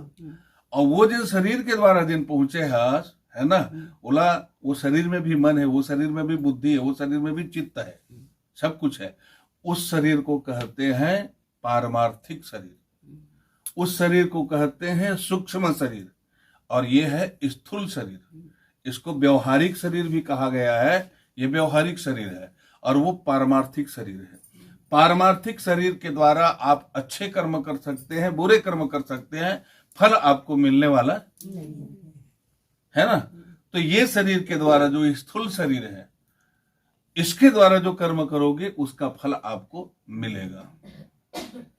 तो वो जो माने ये शरीर जो है, यहां से जब प्राण निकला अंगुष्ठ मात्र, तो वो भोगने वाला शरीर है। उस भोगने वाले शरीर को यम के दूत ले जाते हैं यमराज के पास सीधा, और यमराज के पास ले जाते हैं जैसे राजा के पुरुष दंडनीय प्राणी को पकड़ कर ले जाते हैं, उसी तरह पापी को रास्ते में थकने पर भी यमराज के दूत भयभीत करते हैं। अब कतका गति में जाते बाद में बताऊं, लेकिन जब रेंगत रेंगत रेंगत रेंगत जाते तो यमराज के दूत क्षण मात्र में चलने वाला, यहाँ से कितनों किलोमीटर क्षण मात्र में चले जाएंगे। अब ओकर साथ में जाना है वो हम लोग पकड़ के ले जाते। जब हम लोग थकान लगते, जब हम लोग भूख लगते, जब हम लोग प्यास लगते, वो जीव लोग भूख लगते, वो जीव लोग प्यास लगते, लेकिन यमराज के दूत तनिक भी सुनने वाला। अगरबत्ती पूरा नाक में जल्दी भरा है। चलो, तुमको यमलोक में ले जाकर पीछे कुंभीपाक आदि नरक में ले जाएंगे, इसलिए आज देर मत करो। ऐसे यमदूत का वचन सुन और बंधु जन का प्रलाप सुन। पापी उच्च स्वर से विलाप करते हैं, किंतु उसको यमदूत ताड़ना ही देते हैं। वो तो यमदूत चिल्लावत हवे, खिंचत ले जाते। वो लहुट के जब देखते तो एति बंधु जन मन विलाप करते, अबर प्राण निकलते ही है ना। हमन तो अभी पता भी नहीं कर रहे कि ये खत्म हुए कि नहीं हुए। ओला डॉक्टर ला बोला, ओला बड़ा नाली वाले नाड़ी वाले बोला, ये सब बात चलती रहते। वो एक अनुमान हो जाते कि अब एक देह मने देह में आत्मा नहीं है, एक अनुमान है। लेकिन फिर भी 10 मिनट 5 मिनट खवा जाते है ना। और उसके बाद तहन फिर जैसे ही हमला जानकारी होते रोना गाना शुरू हो जाते परिवार वाले, तो उजागर से सुनते होला हमारा आवाज वहां तक जाते हैं। वहां तक जाते हैं ना तो व्याकुल हो जाते। वह मेरे पुत्र परिवार रो रहे हैं, मेरे बंधुजन रो रहे हैं, वो वापिस आना चाहते, लेकिन यम की दूत वाला खिंचत खिंचत खिंचत खिंचत ले जाते। यमदूत की गर्जना से उसका हृदय जो है विदीर्ण हो जाता है और कांपता हुआ वह मार्ग में चलते कुत्ते के काटने से दुखी हो अपने किए हुए पाप को याद करते हुए चलता है। बड़े बड़े कुत्ता जब बोला काटते है ना, तब किए हुए पाप को याद करता है। मैंने निवेदन किया था कल, पुण्य कर्म को हम बता देते हैं, पुण्य कर्म का बखान करते हैं, लेकिन पाप का बखान नहीं करते। तब याद आता है जब यम का दूत हमें पकड़ कर ले जाते हैं। भूख प्यास से व्याकुल रहता है, मार्ग में दावानल पवन की भी तरह तपायमान रहता है और बड़भुजे जैसे गर्म बालू में बिछी हुई रहती है। इस कारण से वे चल भी नहीं पाते। उस पर भी पीठ पर चाबुक की मार पड़ती है। उस समय जीव को तपती हुई बालू से पूर्ण एवं विश्राम रहित जल रहित मार्ग पर असमर्थ होते भी अत्यधिक कठिनाई से चलना पड़ता है।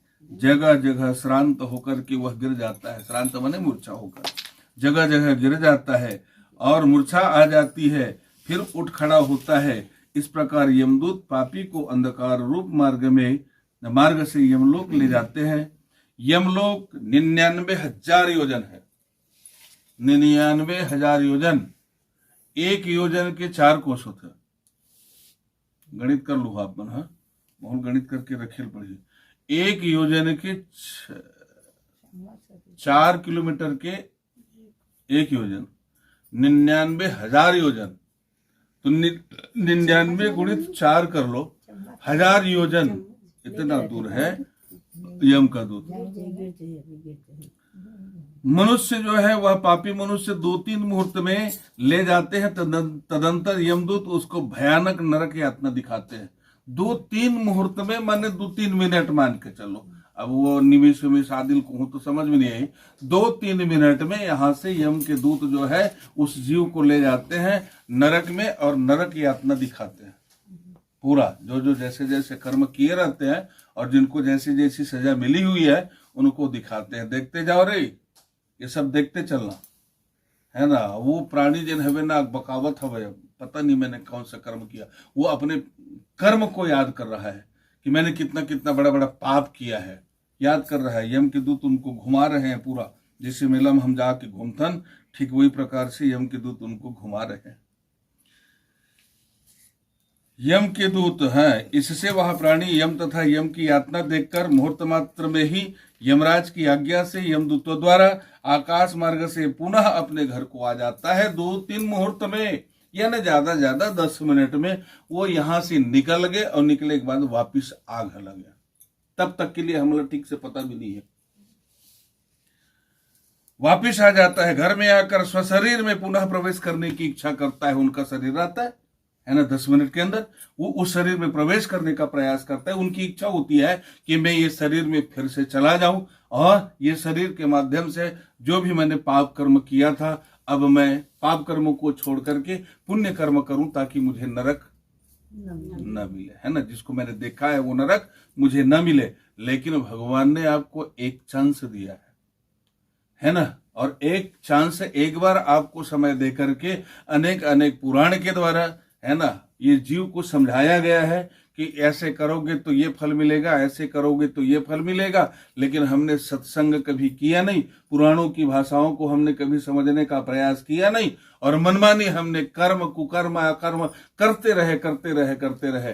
तब भगवान ने तो कहा, गोस्वामी तुलसीदास जी लिखते हैं, ये शरीर को क्यों दिया भगवान ने, ये भगवत द्वारा प्रदत्त है, ये शरीर को क्यों दिया? तो बोले साधन धाम मोक्ष कर द्वारा, ये शरीर के द्वारा साधन करने के लिए दिया गया है। अरे जीव, तू इस शरीर को प्राप्त कर, मनुष्य शरीर को। कुत्ते शरीर में तुम्हें साधन करने की समय नहीं मिलेगा, हाथी शरीर में साधन करने का समय नहीं मिलेगा। हाथी का शरीर, कुत्ते का शरीर, सिंह और व्याघ्र का शरीर साधन करने के लिए नहीं है। जितना साधन करना है मानव शरीर से ही साधन कर सकते हो, ले और साधन करके मोक्ष को प्राप्त कर सकते हो। लेकिन मनुष्य जो है, जीव जो है, इस मानव तन को प्राप्त करने के बाद साधन करता नहीं, है ना। तो मानव जीवन में ये संसार में क्या है, एक साधना है, दूसरा वासना, है ना। एक साधना है, साधना करके जीव जो है मुक्त हो जाता है। लेकिन हम साधन पथ पर चले नहीं है, और साधन पथ पर नहीं जा करके वासना के वशीभूत हुए, और वासना के वशीभूत होकर के अंत काल में हमको नरक में, बोलो ना, जाना पड़ेगा, है ना। अंत में, अरे अपने जीवन को हम थोड़ा सा विचार करके देखें ना। हमने कल भी मैंने निवेदन किया था, रोज कहूंगा, हमने कितना कर्म किया, कुकर्म किया, सुकर्म किया। तराजू रखिए, और तराजू रखने के बाद तौलिए, तो हमारे पास केवल पाप कर्म रह जाएगा, पुण्य जो है खत्म हो गया है। हमको जाना पड़ेगा नरक में। तो बाबा गोस्वामी तुलसीदास जी ने लिखा है ना, बड़े भाग मनुष्य तन पावा। और ये मनुष्य तन छोटे मोटे मत समझबे, सुर दुर्लभ सद ग्रंथ निगावा। सुर मने देवता, सुर दुर्लभ, देवताओं को भी ये शरीर दुर्लभ है। देवता जो है ऊपर में स्वर्ग में खड़े होकर के देख रहे हैं मनुष्य को, है ना, आदमी तन को, ये शरीर को देख रहा है, और इस शरीर को देखकर वो देवता भी कह रहे हैं, धन्य है रे मनुष्य, जिस शरीर के द्वारा तुम कथा सुन सकते हो, जिस शरीर के द्वारा भजन कीर्तन कर सकते हो, जिस शरीर के द्वारा साधन कर सकते हो, वो शरीर तुम्हें मिला हुआ। हमको तो अपने शरीर के द्वारा, देव शरीर के द्वारा कोई साधना कोई नहीं है। वो तो केवल आप पुण्य किए हैं, उसका फल भोगने गए हैं वहां, उसके बाद वापिस आना ही आना है। तो देवता भी तरसते हैं, अहो अमी शाम किम कारणिम। अरे ये शरीर जो मिला हुआ है ना, सद ग्रंथ निगावा, ग्रंथ भी कहते हैं कि ये शरीर बड़ा दुर्लभ है। बड़े भाग, फिर से बोलो, बड़े भाग मानुष तन पावा। बड़े भाग्य से ये तन को मिला, बड़े भाग्य से ये तन को प्राप्त किया। फिर भी तब सकल कर्म लग कर डरे है, सब करे के बाद ऊपर डहर रेंग हला ड्रेस। और वो शरीर ने जब देखा था वापिस आके, अब चल देते हो, अब अच्छा कर्म कर लेते हो, तो पहले विचार कर लेते, है ना। अब काबर पहले विचार करते, कब करते, जब शास्त्र के, संत के सत्संग में जाकर ये सब चीजें सुनते जानते तब। लेकिन हमने सुना, सुने के बाद बोहा दिया, है ना, उसको बोहा दिया। ले महाराज मन के काम के है कि पुराण मन के एक कल्पना है ना, कल्पना मात्र लिख दिए हैं। कई जने तो इसनो कहा था भाई, आज का एक जन युवान बेच के है ना, कॉलेज करत रही हवे, कार्यक्रम चलत रही से, मोर मंच बने रही से बर पेड़ के ए पार, बर पेड़ हवे बड़े जन ए पार, पीछे में पर्दा लगे है, और ओ पर छोकरा मन हा मस्त सिगरेट भूकत है, हल्का हल्का सुगंध आवे, ऐसे कि कुछ सूंघ लो मुँह सिगरेट के, है ना, वो समझ में आ जाते ना। और भगवान के बारे में सब चर्चा चले, भगवान ये है, भगवान ये है, कृष्ण ये है, वो है, और मन सुने घला, उठियाए घला। यार ये पंडित लोग ना क्या क्या भगवान भगवान बोलते रहते हैं, क्या क्या बोलते रहते हैं। ऐसे हम सुनावे मोर तक के, लेकिन मैं अपन धुन में रहा सुनाया था। सांझ के समय में कथा विराम के बाद है ना, थोड़ा सा भ्रमण करने जब निकले अपन, तो वो तुरंत खड़े रहे थोड़ा चौक में। पंडित जी नमस्कार। हाँ नमस्कार नमस्कार। पंडित जी कुछ पूछना था आपसे। बिल्कुल, डेरे पे आ जाइए, हम उत्तर दे देंगे। नहीं महाराज वो 2 मिनट का काम है। हाँ हाँ पूछ लो फिर। अच्छा एक बात बताओ महाराज, आपने भगवान को देखा है? बोले नहीं देखा। तो जब आप भगवान को नहीं देखे तो भगवान की इतनी बड़ी चर्चा क्यों करते हो? जब आप ही नहीं देखे हो, आप नहीं जानते उसको, तो फिर लंबी चौड़ी कहानी क्यों बताते हो? यानी दुनिया के लोगों को भ्रमित करने के लिए। तो ये अच्छी बात नहीं है महाराज, ऐसा नहीं करना चाहिए। मैं कहूँ लड़का हो, पेट खामा चल रे, दोंदर खामा बढ़ ही बाबू होते लत पहली बता तुहर का सेपली थोड़े रे बोरे बामन मन से फटला देते तब तुहर काम चलते हैं। दूसरी बात, अगर आप भगवान को देखना चाहते हो तो दिख सकता है, दिख सकता है। आप देखना चाहो तो। बोले आप जब देखे नहीं है तो हमको कैसे दिखाओगे? आप दिखाइए भगवान को, आप हमें दिखाइए। मैं बोला हाँ मैं दिखा दूंगा, गारंटी है महाराज। स्टाम्प पेपर में कलेक्ट्रेट के जस्ट पीछे नांदगांव की घटना है ना, कलेक्ट्रेट के जस्ट पीछे स्टाम्प में लिख के देता हूं, मैं आपको दिखा दूंगा भगवान को। लेकिन आप विज्ञान के हैं, विज्ञान के विद्यार्थी हैं, एक बात मैं पूछ रहा हूं उसको आपको पहले दिखाना पड़ेगा, उसके बाद मैं आपको दिखा दूंगा, है ना। ये तो पुराना लिखा है रे, तुम्हार मन के नया आविष्कार की चीज ला मैं पूछा तो क्यों? पूछिए पंडित जी की। बाबू रे ये खम्भम तार लगे है ना, एक खम्भा है। हाँ तार तो लगे हवे, तो वो खम्भम जिन तार में करंट हवे, बिजली है, ओला ते दिखा दे। बोला तो मोह तो भगवान दिखा दो। उसको कैसे दिखाएंगे पंडित जी? टेस्टर के द्वारा दिखा सकते हैं। अरे टेस्टर के द्वारा नहीं रे, जिन तार में वो विद्युत रहेंगे थे ना, ऐसे खोल, अब खोल के मुला देखा है देहर विद्युत हरे की के द्वारा नहीं। द्वारा में रोज देखा तो माइक गला चलाता है, लट्टू गला चलाते, टीवी गला चला, ये द्वारा है। विद्युत के द्वारा, बिजली के द्वारा चलने वाली चीज है। उसमें जो धारा प्रवाहित हो रही है ना, बिजली की धारा, उसको मुझे दिखा दे। तो बोले महाराज जी उसको हम छुएंगे तार को तो हम खुद बिजली बन जाएंगे। तो भाई बस वही बात है रे, हम भगवान को देखने जाएंगे है ना, हम स्वयं भगवान हो जाएंगे, उसमें क्या है। और हम स्वयं भगवान हो गए है ना। जहानत तुम्हें, तुलसीदास जी की, जहानत तुम्हें होई जाई। अरे भगवान को जानने का प्रयास करोगे तो भगवान बन जाओगे, है ना। विद्युत को जानने का प्रयास करोगे तो विद्युत बन जाओगे। अरे कोनो करंट में चिपक गए और छोड़ाए बर जाबे तो तोरम आगे ना बिजली, ओकरोम बिजली आगे हो तो तोरम बिजली आगे, और तोला छोड़ाए बर जाए तो ओकरोम बिजली आगे। यानी उस समय आप नहीं रहेंगे, आप बिजली बन जाएंगे। बिजली को स्पर्श करोगे तो बिजली बन जाओगे, आपको जो कोई स्पर्श करे तो वो भी बिजली बन जाएंगे। जानत तुम्हें ही हो जाएगी। इसलिए ये शरीर अनमोल है, इस शरीर की मोल को समझना है हमें। वो जो व्यक्ति है, वो जीव जो है, आकर के उस देह पर समाने का प्रयास करता है, पुनः प्रवेश करने की इच्छा करता है, परंतु यम के दूत उसको ये नहीं कर पाते। तब भगवान कहते हैं हे गणोर,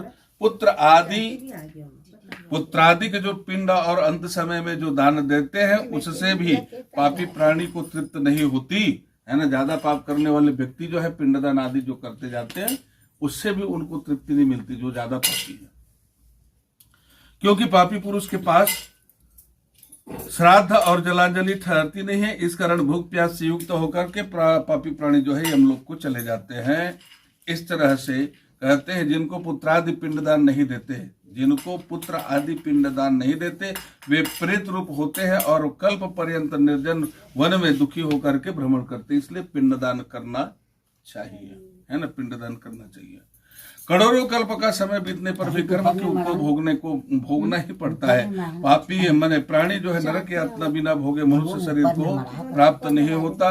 हे गणोर, इस कारण पुत्र को चाहिए कि वो 10 दिन पिंडदान करे।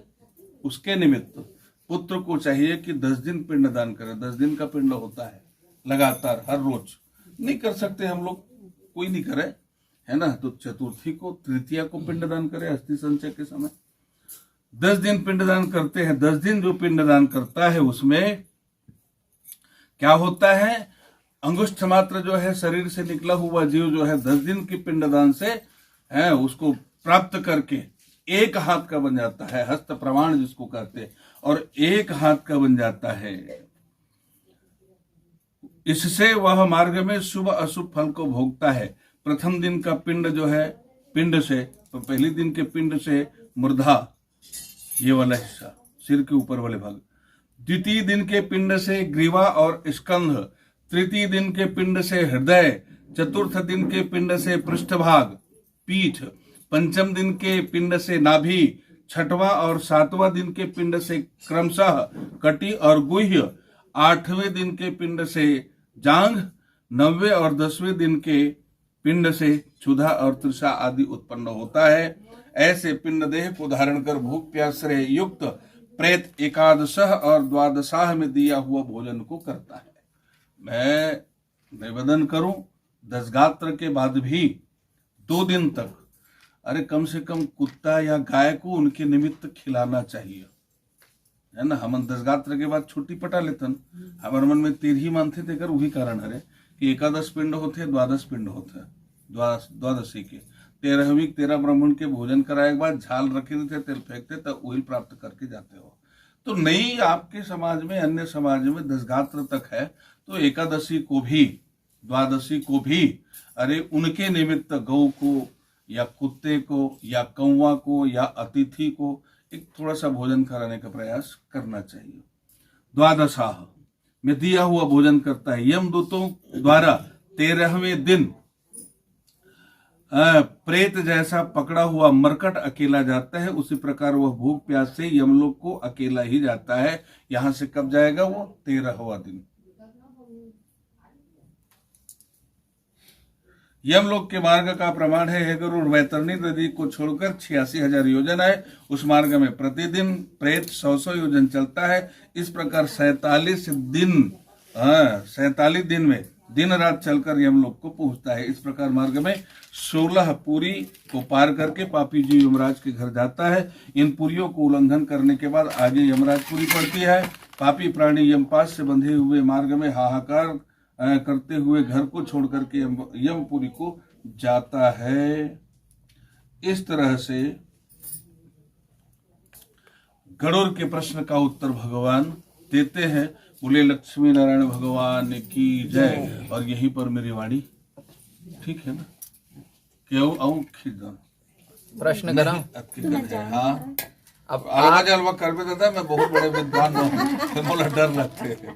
ठीक है। मैं ये प्रश्न कर रहा था कि गीता एक ही प्रकार की नहीं है, ठीक है, तो वो हिसाब से मैं यहाँ नाम लेके बताता हूँ कि श्रीमद् भगवद गीता में भगवान ने बोले है कि नैनम छिन्दन्ति शस्त्राणि नैनम दहति पावकः न चैनम क्लेदयन्त्यापो न शोषयति मारुतः।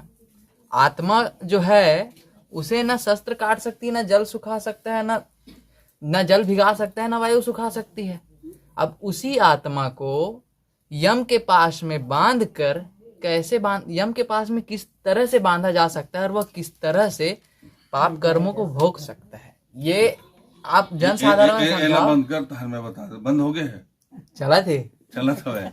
हाँ, तो इनको सुन लीजिए। चलिए हम बताते हैं आपको। जीव और आत्मा दोनों अलग है, दोनों मिलकर के जीवात्मा कहा गया है। जीव अलग है, आत्मा अलग है। एक उपनिषद में इनकी चर्चा आती है ना। ले 2 मिनट धान जला में। एक उपनिषद, केनोपनिषद या कठोपनिषद में, कठोपनिषद में है ना, एक चर्चा है। संसार रूपी वृक्ष है। संसार रूपी वृक्ष के डाली पर 2 पक्षी बैठी हुई है। एक ही डाली में 2 पक्षी बैठी है।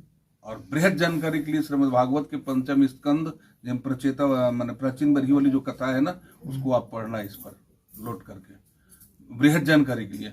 तो दोनों पक्षी जो है एक ही डाली पर बैठी हुए हैं। अब मैं बैठा हुआ है ऐसे कहूँ भाई, काबर वो आत्मा और जीव से मोला जोड़ना है। तो दोनों पक्षी इसे बैठे हैं। एक ठन पक्षी के नाम दृष्टा है और एक ठन पक्षी के नाम भोक्ता है। दोनों एक के पास में है, बिल्कुल सट के बैठे हैं, एक ही डाली में है। एक ठन पक्षी है देखते भर और एक ठन पक्षी है भोगते।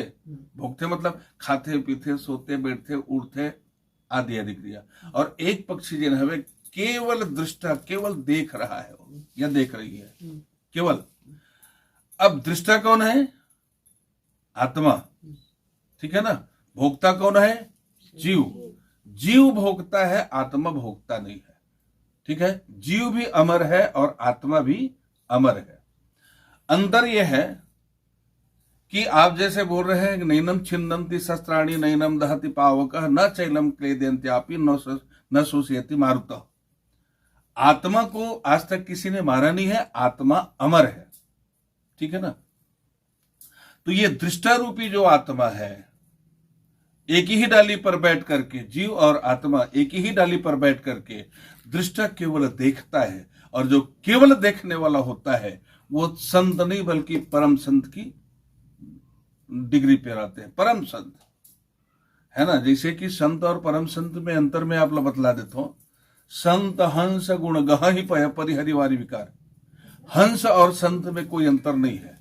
हंस जो है करता क्या है, उनके सामने दूध में पानी मिलाकर, या है ना, दूध में पानी मिलाकर हंस को जब आप देंगे तो हंस करता क्या है, बोले दूध को पीता है और पानी को, ठीक है ना, पानी को छोड़ देता है। लेकिन परम जो हंस होता है, परम हंस, हंस और परम हंस, परम शब्द का अर्थ आप जानते हैं, है ना। परम माने विशालता, है ना, महानता का प्रतीक है वो, महानता का द्योतक है। तो संत जो है अलग अलग करता है, हंस जो है अलग अलग करता है, ठीक है ना। परम हंस अलग नहीं करता, दोनों को स्वीकार कर लेता है। किनको? दूध और पानी को। हंस अलग करता है, परम हंस स्वीकार कर लेता है। आत्मा दोनों को स्वीकार करता है क्योंकि वो देखता है, वो परम संत है, परमात्मा है। अब समझ में आएगी, आत्मा ही परमात्मा है। और परम जहां शब्द लग जाए तो वो दोनों को स्वीकार कर लेते हैं। किनको किनको? बोले जड़ चेतन गुण दोषमय विश्व किन्ह करतार संत हंस गुण गह ही पय परिहरिवारी विकार। आत्मा ही परमात्मा है, ठीक है ना। और जहां परम शब्द लगा, परम शब्द का अर्थ आप समझ गए। उदाहरण के लिए मैं आपको थोड़ा सा उदाहरण देना चाहूंगा। ये लोटा में जल है, ठीक है ना, ये लोटा में जल है। इस लोटे की जल को मैं गिलास में दिया, किसका जल होगा वो? गिलास का। गिलास का। उस गिलास के जल को मैंने कटोरी में डाल दिया, कटोरी का जल हो गया, है ना। यानी जैसे जैसे आप पात्र बदलते जाएंगे वैसे ही उस जल का नामकरण होता चला जाएगा, ठीक है ना। गिलास में रखे तो गिलास का जल हो गया, कटोरी में रखे तो कटोरी का जल हो गया, ओके है ना। उस जल को मैं जमीन में उड़ेल दिया, जमीन में गिरा दिया, किसका जल होगा वो? जमीन का तो आप कह ही नहीं सकते, नहीं कह सकते हो, है ना। तो उस जल का नामकरण ही खत्म हो गया, ठीक है। अब थोड़ा सा और हम परिवर्तन करते चलेंगे। लोटा में जब हमने जल को रखा तो लोटे की आकार का बन गया, गिलास में रखे तो, है ना, कटोरी में रखे तो कटोरी का आकार का।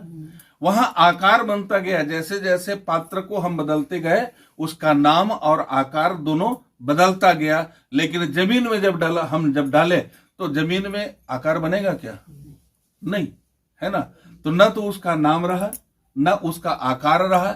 जमीन में आने से वो निराकार हो गए और बिना नाम के हो गए, जिसका कोई नाम ही नहीं है। अनाम, बेनाम ने कहा जाए, अनाम जिसका कोई नाम नहीं है, और निराकार हो गया। पानी वही है, जल वही है। अब यहां थोड़ा सा फिर वही आत्मा है, जल रूपी आत्मा है। और वो जल रूपी आत्मा अगर मनुष्य शरीर में आया, ये गिलास है ना, तो हम क्या कहते हैं? ये आदमी की आत्मा। कुत्ते के शरीर में पहुंचा, कुत्ता की आत्मा।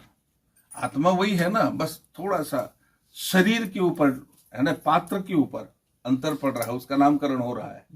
लेकिन वो शरीर से निकल जाए, मनुष्य के शरीर से कुत्ते की शरीर से निकल जाए, है ना, और कुत्ते के शरीर से निकल कर खुले स्थान पर रह जाए, तो उस आत्मा का नाम नहीं होगा, है ना, और उस आत्मा का आकार भी नहीं होगा। मानव शरीर के अंतर्गत है तो एक आकार है, कुत्ते के शरीर के अंतर्गत है तो आकार है ना। आकार इसी को कहते हैं सगुण और निर्गुण, है ना। ये सगुण स्वरूप में हमें दिखाई दे रहा है। जमीन में जब उलेट दिए, जमीन में हम गिरा दिए तो निर्गुण स्वरूप में दिखाई देने लग गए हो, है ना। यहाँ आत्मा शरीर के अंदर है तो साकार है, जमीन में डाल दिए तो निराकार हो गया।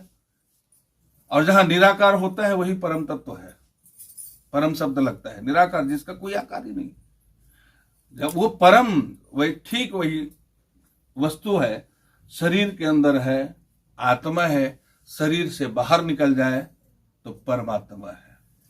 एंड वही आत्मा दृष्टा के रूप में हमारे हृदय में बैठकर केवल देख रहा है, न बोलता है, न देखता है, न खाता है, न पीता है, न घूमता है, केवल आत्मा देखने का काम कर रहा है। अब क्यों तो लंबा कर बे भाई, मैं बता देता हूँ थोड़ी कर, तब क्यों, है ना। वो देखने का काम करता है क्यों, जब आत्मा रूपी परमात्मा हमारे शरीर पर बैठा हुआ है तो ये शरीर के अंदर मन बुद्धि चित्त अहंकार है, कर्म अकर्म कुकर्म क्यों करता है। उनको तो एक ही कर्म करना चाहिए, शरीर को हमने प्राप्त किया है, सत्कर्म करते रहना चाहिए, तो ये शरीर कुकर्म भी क्यों करता है। आत्मा जब मेरे साथ में है, जीवात्मा मेरे साथ में, जीव भी मेरे साथ में, जीव ही शिव है, आत्मा ही परमात्मा है, तो मैं कुकर्म क्यों करता हूं। लोग कहते हैं भगवान के बगैर पत्ता, थोड़ा सा 2 मिनट के लिए मैं खंडन करूंगा, 2 मिनट के लिए। संतों ने कहा है ना, खंडन तो कर नहीं सकते, लेकिन 2 मिनट के लिए मैं इसको खंडन कर रहा हूं। भगवान के बगैर ही आप सब कुछ कर सकते हैं। कैसे, जन्म के समय जब हम मां के उदर में आए, है ना, शरीर का निर्माण हुआ, भगवान ने हमें आंखों में देखने की शक्ति दी, कान में सुनने की शक्ति दी, है ना, मुंह में बोलने की शक्ति दी, हाथ में करने की, पांव में चलने की, आदि आदि सारी शक्तियां हमें दे दी भगवान ने। और अंत समय में जब हम गर्भ से बाहर निकलने का प्रयास कर रहे थे, हमने भगवान से निवेदन किया कि प्रभु हमें ये संसार मैंने गर्भ से बाहर निकाल दो। तो भगवान ने पूछा क्या करोगे, बोले प्रभु हम आपका भजन करेंगे। बोले ठीक है, भजन करना है तो कर लेना, ये तेरी इच्छा है, लेकिन बेटा मैं तुम्हें एक शक्ति दे रहा हूं, इस शक्ति का जैसा जैसा प्रयोग करोगे, है ना, वैसा ही तुम्हें फल मिलेगा। फिर बीच में मुझे मत लाना, बीच में मुझे मत लाना। और भगवान ने हमें शक्तियां दे दी, संसार में हम आ गए। आंख के द्वारा जो हमें देखने की शक्ति है ना, वो मिली हुई है, धीरे धीरे क्षीण हो जाती है, वो बात की बात है ना। आंख में देखने की शक्ति मिली हुई है, आपको किस चीज का दर्शन करना है आपकी आंखों से, ये आपकी मर्जी। भगवान सामने है ना, वो बीच में आने वाले नहीं। आप जिसको देखें, आंख के द्वारा आप जैसा जिस चीज को पढ़ें, भगवान ये नहीं कहेगा कि अरे पेपर पढ़ रहा है इसको बंद कर और तू काव्य को, है ना, शास्त्र को पढ़, नहीं बोलेगा। वो है तो आपके साथ में, लेकिन बोलने वाला नहीं है। कान में कथा सुनो या किसी की निंदा सुनो, भगवान बोलने वाले नहीं, है ना। वाणी से भगवान का नामोच्चारण करो या किसी की गाली दो, किसी को गाली देते रहो, भगवान बोलने वाले। हाथ से ताली बजा लो, सुंदर कीर्तन कर लो या किसी का मर्डर कर दो, भगवान बोलने वाले नहीं है। ये पांव से आप जहां भी जा सकते हैं, चाहे तीर्थ स्थान जाओ, चाहे गौ हत्या स्थान पर जाओ, है ना, कट्टी स्थान पर जाओ, भगवान बोलने वाले नहीं है।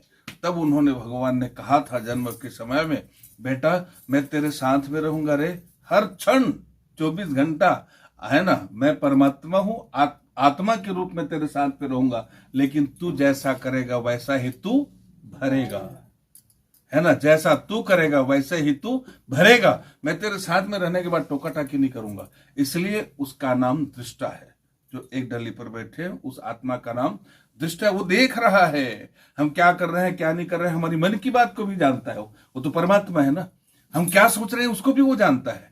गरुड़ पुराण में कुछ अलग कथा है, ठीक है ना, वो देख रहा है। अच्छा, भोगने वाले कौन है, जीव है। सुख दुख हानि लाभ जन्म मरण आदि आदि की जो चर्चाएं हैं, अरे सॉरी इतने छोटे मूर्ख से भुला जाते जब अपन धुन में आते हैं।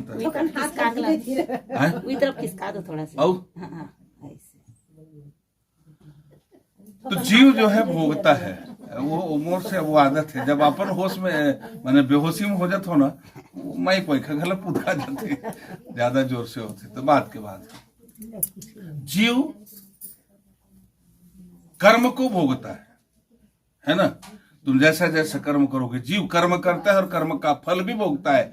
आत्मा न तो कर्म करता है न कर्म का फल भोगता है। आत्मा निर्लेप है।